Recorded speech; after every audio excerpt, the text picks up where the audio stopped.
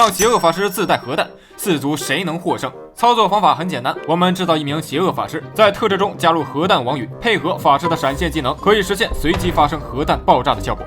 在宣战后，每隔10年增加1名法师，随着数量加大，四族将遭遇地狱级辐射。同时加入5处黄金，为各族装备生产提供资金。因此，各位观众，请将你支持的一族打在弹幕上，比赛现在开始。起步阶段30年，兽人稍有落后，其他种族已经进入中心大陆，他们会率先抢夺哪个方向的黄金呢？66年，随着各族占领面积扩大，精灵首个触碰黄金，因此宣战开启，同时加入第1轮核弹法师。作为开门礼，核弹法师1号同时拥有过万的血量，可以让他在战场上饱经风霜。67年，我们显示法师的位置，星星代表他已经闪现到矮人地盘，法师的烈焰火杖直接发挥功效，伴随着大火蔓延，矮人军队前来收拾这名闯入者。不料就在核弹法师被包围之时，急中生智，一个不留神闪现到了兽人地盘，这里看起来相对安全。果然是错觉，核弹法师的到来再次引发了一场围殴。这一刻，他终于忍不住了，爆发吧，核裂变！能量直接带走了周围的所有生命，兽人地盘顿时减少了近40个单位，这让晚发育的他们苦不堪言，于是只能尽快争夺最南边的黄金。一眨眼，76年就到了，精灵做出了宣战准备，而这一年正是核弹法师出现的第2轮。2名行走的不稳定元素出现在地图上，其中1名瞬间来了2次闪现，抵达矮人地盘，另1名紧跟其后，一同打算面见矮人国王。果然红色象征着走运。这还没完，78年，精灵也宣战了矮人，双喜临门，喜上加喜。核弹法师率先奏响这一轮的狂想之曲，在矮人地盘大开杀戒。精灵部队进入，还好矮人开发了无人机武器，协助他们做好防御工作。源源不断的精灵军队，360度喷射火焰的核弹法师，矮人真的能应付得了吗？81年，法师爆炸了，而且还是双响炮。2名法师总共爆了4下，这对于矮人来说也算是一种运气吧。这下一来，矮人领地辐射量爆表，兽人趁机宣战，目标是矮人已经占领的南侧黄金。兽人大军很快发动油门，迅速前往作战地点，这就叫趁虚而入，坐享其成。这泼天的富贵被兽人抓到了。很快又是一个10年，86年，3名核弹法师出现，伴随着矮人领地被疯狂破坏，法师们这次闪现到了兽人和人类领地。为什么不再找矮人了？因为他们善。很快1名法师直接在人类前线爆炸，完全阻挡了前往中心的路线。另1名爆炸地点位于人兽交界处，兽人伤亡较重。第3名则直取兽人要害，第2大城市兽特陵被冲击摧毁。然而脑袋大脖子粗的兽人依然不管不顾，还是优先进攻矮人。当然后者已经是到了命悬一线的阶段，兽人军队开始在矮人家门完成摧毁目标。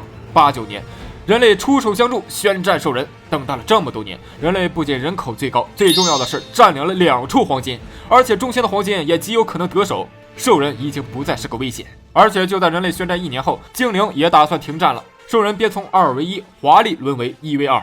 但人类发展这么多年可不是随便说说的，利用2处黄金生产枪支弹药的数量已经领先兽人好几个数量级，轻松收割不在话下。甚至1名人类还捡到了法师的火杖，这是怎么做到的？法师不是爆炸了，一边人类与兽人开始主力作战，另一边第4轮核弹法师登场，其中2名再次光顾人类和兽人地盘，不过这次更加贴近人类核心城市，爆炸命中了人类的一条重要出口。到了100年整，场上仅剩1名法师，这次该法师更加喜好精矮2族的环境，尤其是这精灵面积最大，并且占领了中心黄金，不炸你炸谁？精灵也享受到了辐射的待遇。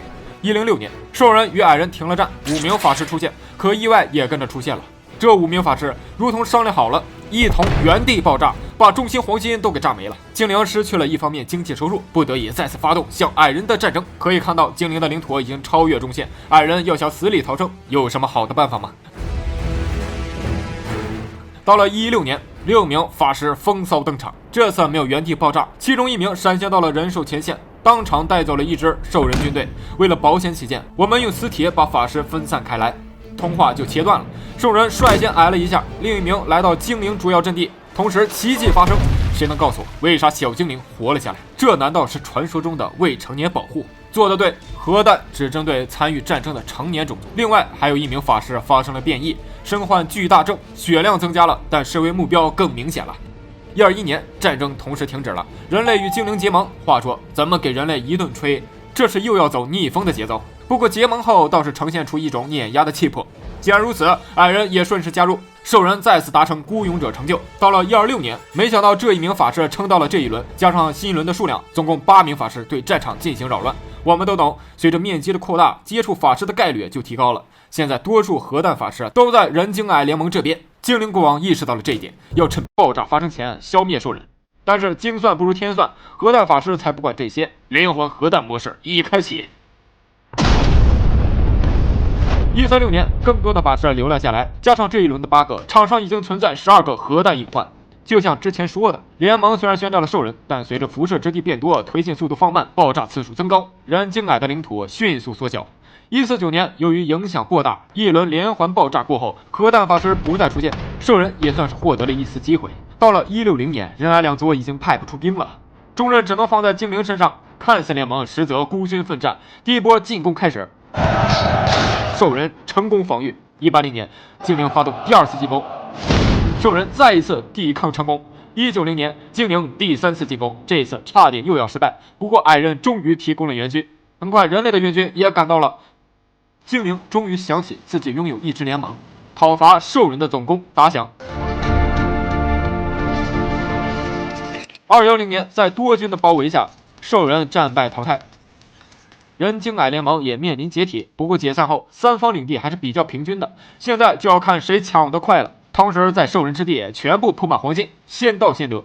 265年，为了阻止矮人的脚步，精灵宣战了矮人，而人类也没有直接对黄金下手，宣战精灵。这么一想，这个计策还是可以的。与一个较弱的种族联手，淘汰一个能力更强的敌人，人类这步棋莫非是下对了？310年，在人类宣战后，精灵人口下滑严重，人类已经占得上风。很快，三方进行了停战，矮人迅速发展，并在几年后进行复仇。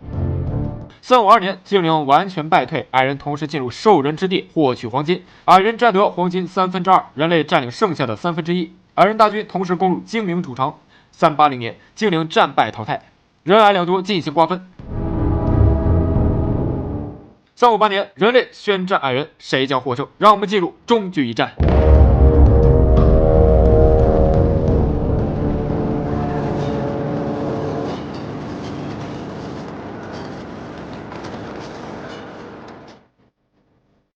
428年，矮人战败淘汰，因此恭喜人类破天荒成功获得本期比赛的冠军。